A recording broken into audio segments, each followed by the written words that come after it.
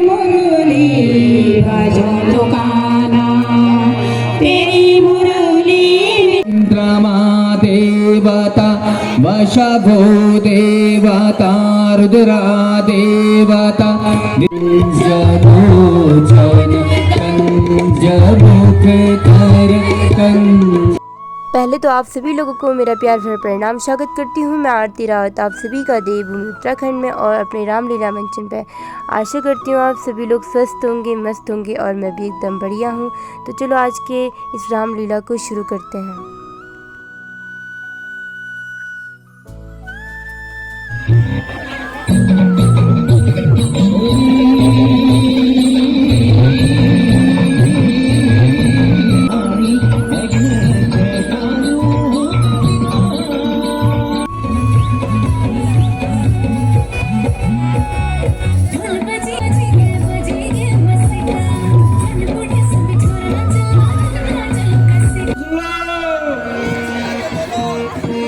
आप लोग भी सुन लो खुशखबरी है, खुशखबरी। आप लोग भी सुन लो खुशखबरी है, खुशखबरी। और पीछे बैठे वाले भी सुन लो भैया, आगे वाले भी सब सुन लो। आज होगा सबको तिलक मिलेगा।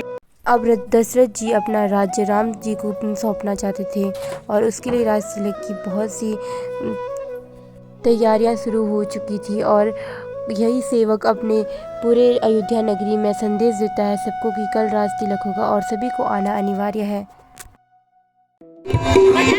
घर घर नगर सजाओ, खुशियों के गीत गाओ।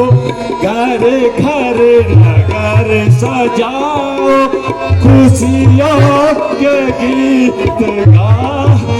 कब होगा राजा को तिलक होगा। कोई दूसरा नाम तो नहीं है इसमें कोई? नहीं, श्री राम का नाम ही है। फिर यह संदेश मंथरा तक चला जाता है और मंथरा वहां पहुंच जाती है और पूछती है कि किसका नाम है इसमें। तो वह राम का नाम सुनती है और विचलित हो जाती है और विचलित होकर सीधा अयोध्या नगरी में कैकेयी जी के पास पहुंच जाती है। गली में चले जा बेटा, इधर मत जा, तो तू इधर ही कर दे। जा जा। अरे कमबख्त पगली, जल जाए तेरी जवान, कहीं नशा तो नहीं खा गई? फिर मंथरा कैकेयी माता जी को काफ़ी भड़काती है और उन्हें मनाती है कि वो कल श्री राम का नहीं भरत जी का तिलक करवाएं। पर जो ये नशा है ना, ये राम राज्य का नशा, ये तो आपको बहुत बर्बाद कर देगा रानी जी। जो बात है जल्दी बयां कर, मुझे नाहक परेशान न कर। फिर उसके बाद मंथरा कैकेयी माता जी को मना ही देती है और कैकेयी माता जी कहती है परंतु मैं यह सब कैसे कर सकती हूँ, मुझे कोई सुझाव दीजिए। और मंथरा जो है उन्हें सुझाव देती है, कहती है कि तुम्हें याद है ना, तुमने एक दिन युद्ध में राजा दशरथ जी की जान बचाई थी और राजा दशरथ जी ने तुमसे कहा था कि तुम अपने कोई भी 2 वचन मांगो और मैं तुम्हें उन्हें पूरा करूँगा, अर्थात अपनी कोई भी 2 इच्छाएं बोलो, मैं उन्हें पूरा करूँगा। तो आज समय आ चुका है उन 2 इच्छाओं को पूरी करने का। उस समय तो तुमने उन इच्छाओं को कह दिया था कि मेरे पास जितना है वो सब कुछ है, परंतु मुझे कुछ नहीं चाहिए। तो आज समय आ गया है और अब जाओ दशरथ के पास और कहो कि मुझे मेरी इच्छाएं पूरी चाहिए और कहो कि पहली इच्छा मेरी यह होनी चाहिए कि भरत का राज्य तिलक होना चाहिए, भरत को यह साम्राज्य मिलना चाहिए। और दूसरी इच्छा यह होनी चाहिए कि भगवान श्री राम को 14 साल का वनवास होना चाहिए। तो इस बात पर कैकेयी माता कहती है तुमने बिल्कुल सही कहा है। तो मैं जाती हूँ और मनाती हूँ दशरथ को और दशरथ भगवान को और कहती हूँ कि मेरी इच्छाओं की पूर्ति होनी चाहिए। मैं दासी नहीं बनना चाहती हूँ, महारानी बनना चाहती हूँ।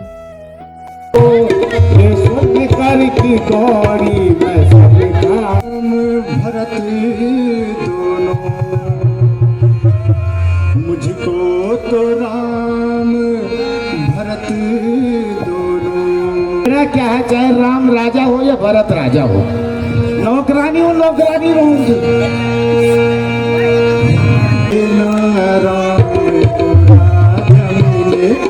तो मैं बता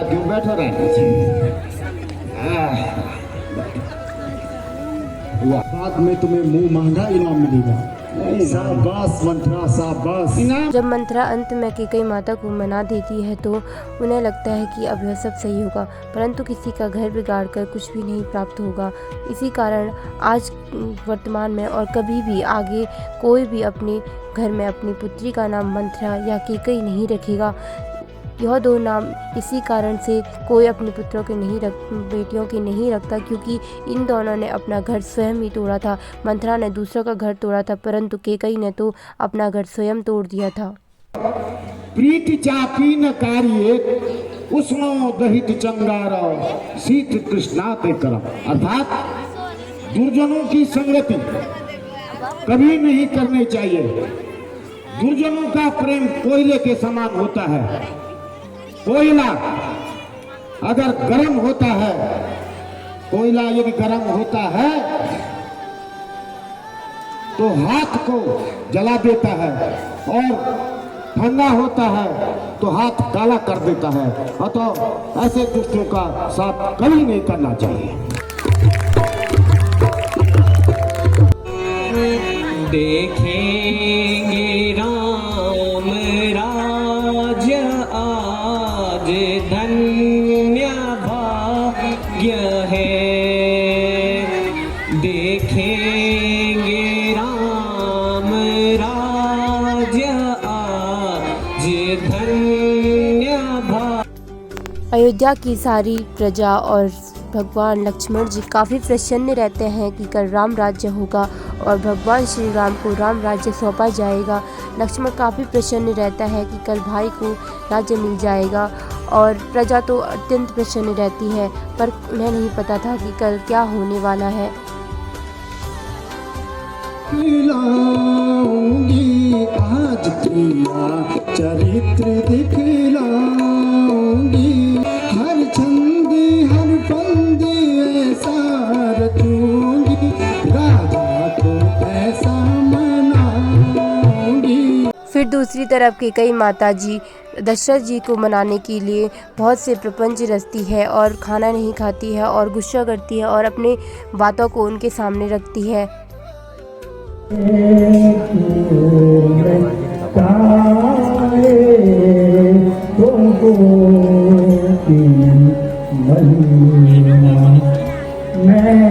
फिर भगवान दशरथ जी केकई जी के पास जाते हैं और पूछते हैं कि क्या कारण है कि जो तुम कमरे में ऐसे बैठी हो और उदास बैठी हो, खाना नहीं खा रही हो, क्यों इतना गुस्सा कर रही हो।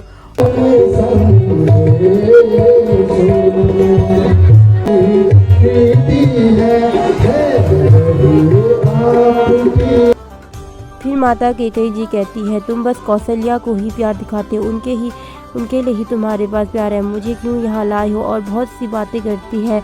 और राजा दशरथ जी कहते हैं, क्यों उदास बैठी हो, बताओ तो सही कि आखिर क्या चाहती हो।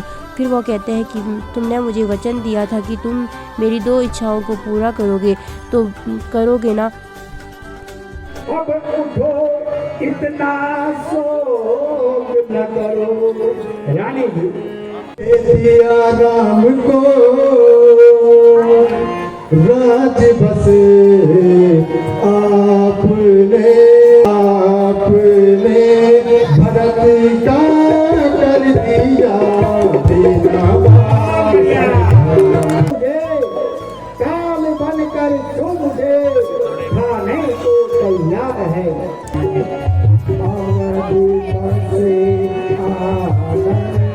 फिर माता केकई की बातों को सुनकर राजा दशरथ जी काफ़ी उदास हो जाते हैं और चकित भी हो जाते हैं, और वह काफ़ी मना करते हैं माता केकई को कि तुम ऐसे बातें मत करो, यह सब मुझसे मत मांगो, मैं ऐसा नहीं कर सकता हूँ। अपने दिल से लगे हुए राम को कैसे मैं वनवास भेज सकता हूँ। परंतु केकई माता जी नहीं मानती है और कहती है, तुमने तो मुझे वचन दिया था ना, तो करो अपनी यह शर्तें, मेरी बातें पूरी। फिर माता केकई राम जी को कक्ष में बुलाती है और सारी बातें बता देती है।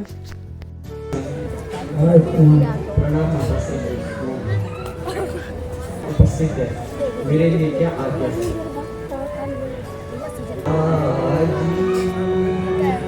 कैसे व्याकुल है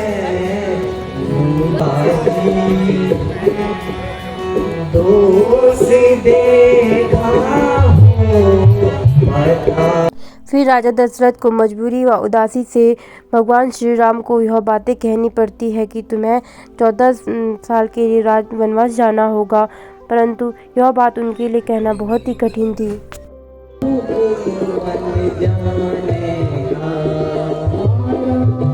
भगवान श्री राम अपने पिता की आज्ञा को मान लेते हैं और उनकी यह वचन की मर्यादा रखते हैं, इसीलिए तो उन्हें भगवान श्री राम मर्यादा पुरुषोत्तम श्री राम कहा जाता है। उसके बाद भगवान श्री राम माता कौशल्या जी के पास जाते हैं और सारी बात उन्हें बता देते हैं और कहते हैं कि माता मुझे शीघ्र ही कल वनवास जाना होगा। और पर माता जी बहुत विलाप करती है, कहती है पुत्र ऐसे मत कहो, परंतु वह कहती है कि मैं अपने पिता के वचनों का मान रखूंगा और आपको भी पिताश्री के वचनों के मान रखना चाहिए। आप उनकी पत्नी हो और मैं उनका पुत्र हूँ, हम दोनों को पिताश्री की आज्ञा का वचन का मान रखना चाहिए।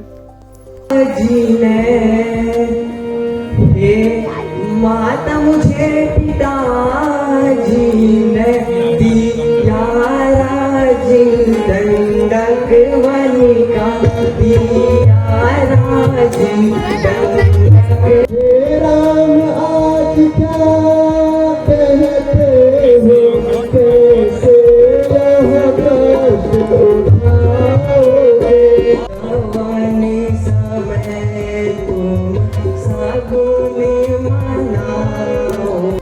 फिर भगवान श्री राम माता सीता जी के पास जाते हैं और उन्हें भी यह सारी बात बता देते हैं। माता सीता जी कहती है कि क्यों इतने चिंतित हो, और जब भगवान श्री राम पूरी बात माता सीता जी को बता देते हैं तो माता सीता जी जिद करती है कि मैं भी आपके साथ चलूँगी। और भगवान श्री राम कहते हो तुम वहाँ नहीं रह पाओगे, तुम महलों की रानी हो और वहाँ कैसे रह पाओगे, वहाँ तुम्हें खाने को कुछ भी नहीं मिलेगा, रहने के लिए नहीं होगा। और माता सीता जी कहती है कि मैं कुछ भी कंद फल खा लूँगी, कैसे भी रह लूँगी, पर जहाँ आप हो वहीं मैं हूँ, आपके बिना मेरा कोई अस्तित्व नहीं है।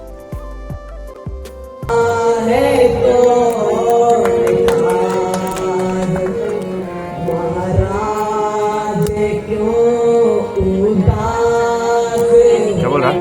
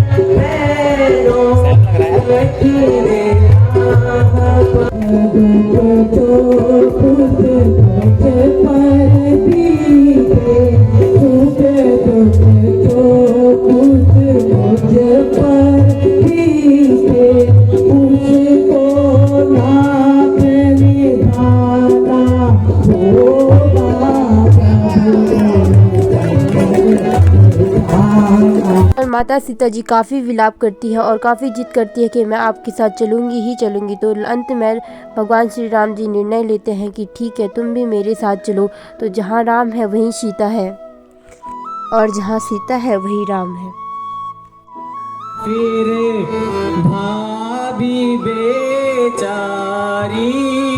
कहाँ के कई पिता प्यारी। फिर लक्ष्मण भी विनती करते हैं और लक्ष्मण जी को भी जिद करने के दौरान श्री राम को अपने साथ ले जाना पड़ता है और राम, सीता और लक्ष्मण जी प्रभु दशरथ से आज्ञा लेकर वनवास के लिए प्रस्थान कर लेते हैं। परंतु दशरथ जी के बस एक ही स्वर रहते हैं, हे राम मत जाओ, हे राम मत जाओ। परंतु भगवान श्री राम को राजा दशरथ का वचन पूर्ण करना था, उनकी वचन की मर्यादा रखनी थी, इसलिए भगवान श्री राम मर्यादा पुरुषोत्तम श्री राम कहे जाते हैं। तो बस आज के ब्लॉग को हम यहीं तक रखेंगे और यह विलाप आपने देख लिया होगा। और अंत में जो है मंत्रा का बिछाया हुआ जाल पूर्ण हुआ और उसने दूसरे के घर में आग लगा ही दी। इसीलिए कहते हैं कि बुरे की संगति ना करो, नहीं तो हमारे साथ भी बुरा होगा। उसी प्रकार मंथरा ने भगवान श्री राम और लक्ष्मण और सीता जी और भगवान दशरथ और सारे अयोध्या वासियों का जीवन ही बदल दिया। एक क्षण में खुशी का माहौल था और दूसरे ही क्षण उदास और सब में विलाप हो गया। तो आज के ब्लॉग को यहीं तक रखेंगे। तो मिलती हूँ जल्दी एक और नई वीडियो के साथ। तब तक के लिए अपने घर में स्वस्थ रहिए, मस्त रहिए और मुस्कुराते रहिए और अच्छी संगति का आचरण करें। हमारे शास्त्रों में लिखा है, प्राण जाए पर वचन न जाए। बस यही था पहले हमारे धर्म और ग्रंथों में और रामायण में, प्राण जाए पर वचन न जाए।